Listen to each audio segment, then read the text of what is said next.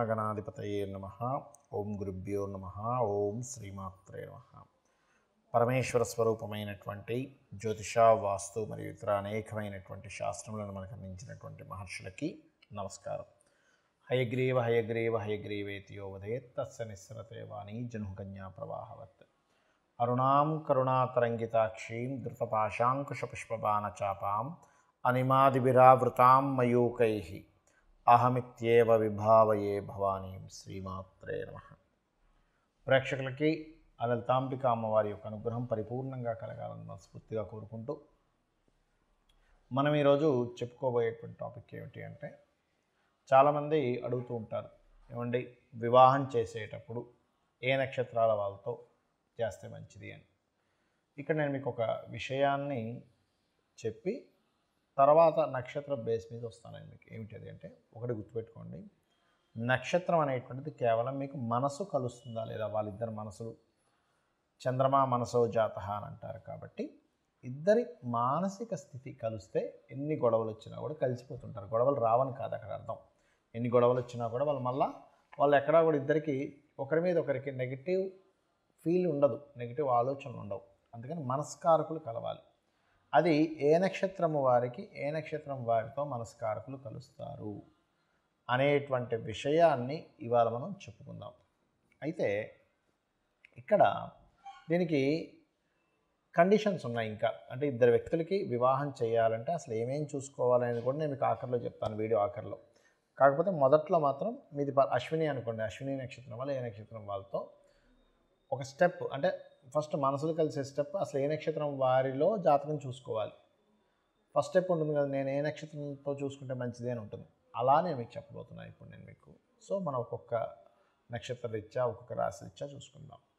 ఇక సింహరాశిలో ఉండేటువంటి నక్షత్రాల వారు ఏ రాశి లేదా ఏ నక్షత్రం వారితో వివాహ సంబంధించిన విషయాలు కుదుర్చుకోవడానికి, పూర్తిగా వివాహం చేసుకోవడానికి కాదండి, కుదుర్చుకోవడానికి ఏ నక్షత్రాలు, ఎందుకంటే ఇది మనసుని కలిపేటువంటిది. ఈ నక్షత్రం అంటే చంద్రమా మనసో జాతః అంటారు. కాబట్టి మనస్కారకుడైన చంద్రుడు ఏ నక్షత్రం మీద ఉన్నాడో వారు ఏ నక్షత్రం వారితో కలిస్తే మనసులు కలుస్తాయి అనే విషయాన్ని ఇప్పుడు మనం తెలుసుకుందాం. ఇందులో సింహరాశిలో కనుక చూసుకున్నట్లయితే మనకి సర్వసాధారణంగా పంచాంగాల్లో కొన్నిటికి కలవని వాటికి కూడా 18 పాయింట్ల పైన ఇచ్చేస్తుంటారు. కానీ అది మనసులు పూర్తిగా కలవు. అక్కడ నేను మీకు చెప్తాను పర్టికులర్గా. ఇక్కడ కనుక చూసుకున్నట్లయితే మఖా నక్షత్రం అండి, మఖా ఉంటుంది. మఖాతో మొదలు పెడదాం. మఖాకి అశ్విని వాళ్ళకి ఎలా ఉంటుంది. మఖాకి అశ్వినికి మనసులు కలుస్తాయి. అదేవిధంగా కృతిక 3-4 పాదాలు బాగుంటుంది. 2-3-4 పాదాలు, 3-4 కాదు 2-3-4 పాదాలు బాగానే ఉంటుంది కృతికాకి.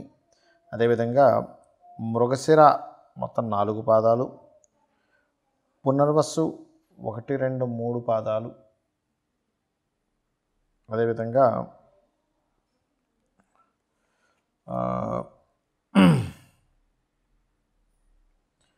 మఖా నక్షత్రము, మఖాకి మఖా చేసుకోవచ్చు. అదేవిధంగా చిత్త, విశాఖ 4వ పాదము, అలాగే మూలా నక్షత్రం చాలామంది చేయకూడదు అనుకుంటుంటారు. అలా ఏం కాదండి, మూలా నక్షత్రం కూడా చేసుకోవచ్చు, తప్పేం కాదు. అండ్ అంటే భయపడుతుంటారు, తెలియని అపోహలు ఇవన్నీ కూడా. అదేవిధంగా ధనిష్ట నక్షత్రం అండి, ధనిష్ట కూడా చేసుకోవచ్చు. అలాగే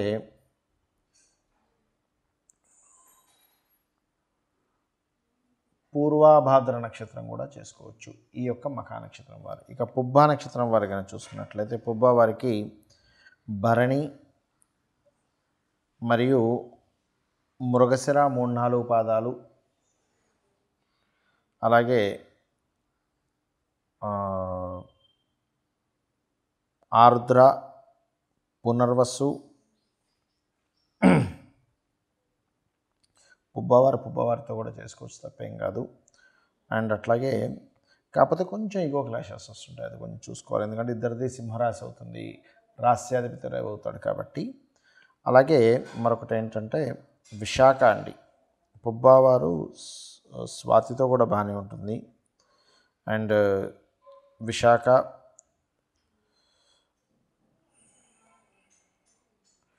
మరియు అనురాధ, జ్యేష్ఠ, అదేవిధంగా శతభిషము, పూర్వభద్ర. ఈ పుబ్బా నక్షత్రం వారికి ఈ నక్షత్రాల వారితో మనసులు కలుస్తాయి. ఇక అదేవిధంగా ఇదే సింహరాశిలో ఉత్తర 1వ పాదం ఉంటుంది. ఈ ఉత్తర 1వ పాదం వారు ఏ రాశుల వారితో వీళ్ళకి మనసులు కలుస్తాయి అని చూసుకున్నట్లయితే ఉత్తర 1వ పాదం వారికి అశ్విని కలిసి వస్తుంది. అదేవిధంగా కృత్తిక, రోహిణి, మృగశిర, పునర్వసు 1, 2, 3 పాదాలు ఈ ఉత్తర వారికి. ఉత్తర 1వ పాదం వారికి అండి, మళ్ళీ 2, 3 పాదాలు 4 పాదాల వరకు కాదు. ఎందుకంటే సింహరాశిలో ఉత్తర 1వ పాదం ఉంటుంది, గుర్తుపెట్టుకోండి. అదేవిధంగా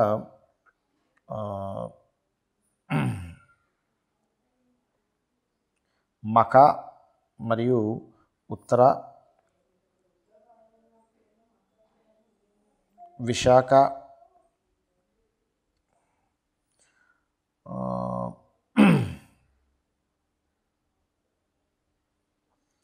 ఉత్తరాషాఢ, శ్రవణం ఈ యొక్క నక్షత్రాల వారితో మనసులు కలుస్తాయి. ఎందుకంటే ఈ నక్షత్రము ఏ నక్షత్రం అవుతుంది, ఆ నక్షత్రానికి ఉన్న అధిపతి ఎవరు, అవతల వాళ్ళ నక్షత్రానికి అధిపతి ఎవరు, ఈ కలయిక వల్లే మనసులు కలుస్తాయి. అందుకే నేను మీకు పర్టికులర్గా ఏ నక్షత్రం అని చెప్పి పర్టికులర్గా దాన్ని నోట్ చేసుకొని చెప్పడం జరుగుతుంది. కాబట్టి ఈ నక్షత్రాల పరంగా వెళ్ళినట్లయితే మీకు మనసులు కలుస్తాయి.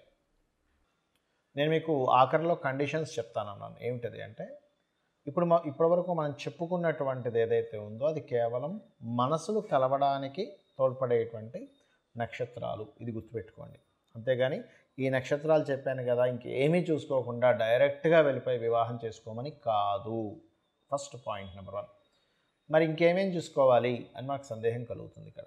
ఏమిటది అంటే ఒక ఇద్దరు వ్యక్తులు వివాహ వ్యవస్థ అంటే వివాహ జీవితాన్ని చక్కగా సాగించాలి అంటే వాళ్ళిద్దరి మధ్యని మొదటి మెట్టు మనం మనసులు చెప్పుకున్నాం.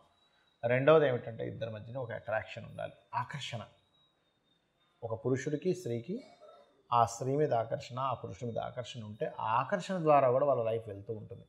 చాలామంది అంటుంటారు చూసారా, ఏమిటోనండి మా వారికి నా మీద పెద్ద అట్రాక్షన్ ఉన్నట్లేదు, పెద్దగా పట్టించుకోవడం అంటుంది. బికాజ్ ఆఫ్ ఆకర్షణ కారకులైన కుజశుక్రులు వాళ్ళ కాంబినేషన్లో ఉండరని అర్థం. అలాగే సోల్మేట్స్ అంటూ ఉంటారు. అంటే సోల్ కారకుడు ఎవరు ఆస్ట్రాలజీ పరంగా అంటే రవి. ఆ రవి గనక బాగున్నాడా ఇంకా అద్భుతంగా ఉంటుంది. అంటే వాళ్ళిద్దరి జన్మ జాతకాల్లో రవి యొక్క కలయికలు కలవాలి. అలాగే రవి ఆకర్షణ మనసుతో పాటు చాలామంది చూడండి కంప్లైంట్ చేస్తుంటారు, ఏంటి ఏమోనండి మేము చేసుకున్నాం కానీ మా వారు నాతో పెద్దగా ఏం మాట్లాడరని. లేకపోతే మా అబ్బాయి అంటుంటాడు, మా అమ్మాయి ఆవిడేం పెద్దగా మాట్లాడదు, మా మిస్సెస్ ఏమేమి. ఎందుకు అంటే బికాజ్ ఆఫ్ బుధుడి యొక్క స్థితి సరిగ్గా లేదని అర్థం అక్కడ. అంటే ఇద్దరి మెర్క్యూరీస్ సరిగ్గా కలవలేదు. ఆ రకంగా కర్మకారకుడైన శని, జీవకారకుడైన గురువు, కాలానికి మోక్షానికి కారకుడైన రాహుకేతువులు, ఈ రకంగా ఈ గ్రహాలు ఎంతవరకు ఇవి ఒకదాన్నొకటి కనెక్ట్ చేసుకున్నాయనేటువంటి చూడాలి. దీంతోపాటు ఇంకా ముఖ్యమైనటువంటి విషయం ఏమిటి అంటే ఒక అమ్మాయి అబ్బాయిని వివాహం చేసుకునేటప్పుడు అబ్బాయి పర్సనల్ చార్ట్ని చూసుకోవాలి. అంటే ఏమేమి చూసుకోవాలి అందులో అంటే అబ్బాయి యొక్క లగ్నం అంటే అబ్బాయి యొక్క తత్వం ఏమిటి, అబ్బాయి ఎలాంటి వ్యక్తి, అమాయకుడా, గొడవలు చేసే వ్యక్తా, లేకపోతే బాగా మనీ మైండెడా, బాగా ఎక్కువ లవింగ్ నేచరా, లేకపోతే వర్కింగ్ నేచరా. కొంతమందికి వర్కాలిక్ ఉంటారు, లేదా బిజినెస్ మైండెడ్ ఉంటారు, కొంతమంది భయస్థులు ఉంటారు, కొంతమంది విపరీతమైన కోప స్వభావం ఉంటారు. వాళ్ళు ఏమిటనేది వాళ్ళ లగ్నం బట్టి తెలుస్తుంది. ఇక రెండవది ఏంటంటే కుటుంబంతో ఎలా ఉంటారు అటాచ్మెంట్స్, కుటుంబ స్థానం పరిశీలన చేయాలి అబ్బాయిని.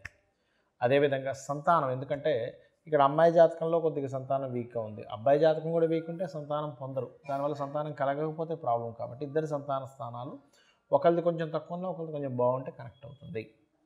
అలాగే దీంతోపాటు వివాహ స్థానము, వివాహ జీవిత స్థానం ఈజ్ మోస్ట్ ఇంపార్టెంట్ పర్సనల్ చార్ట్లో.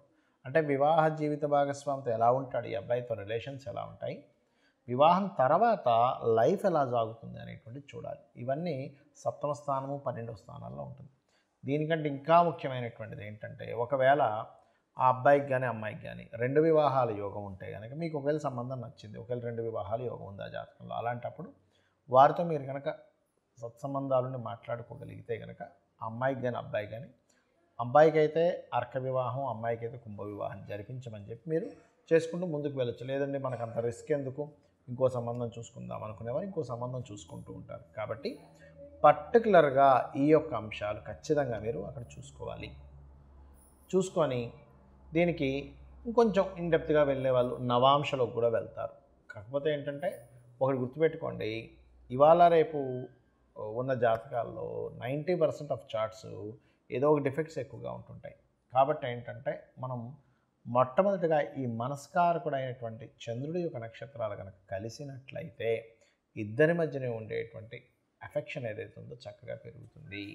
కాబట్టి ఈ రకంగా చూసుకొని మీ యొక్క వివాహ జీవితాన్ని చక్కగా సరిదిద్దుకుంటారని కోరుకుంటూ, అదేవిధంగా మరొక విషయం ఏంటంటే వివాహం కావట్లేదు అనుకునేవారు కామేశబద్ధ మాంగళ్య సూత్ర శోభిత కందరాయే నమః అనే మంత్రాన్ని, వివాహమై ఇబ్బంది పడుతుంది అనుకునేటువంటి వారు శివకామేశ్వరాంకస్త శివాస్వాధీన వల్లభాయే అనే మంత్రాన్ని కనుక చేసుకున్నట్లయితే మీ వివాహ జీవితం అద్భుతంగా ఉంటుంది.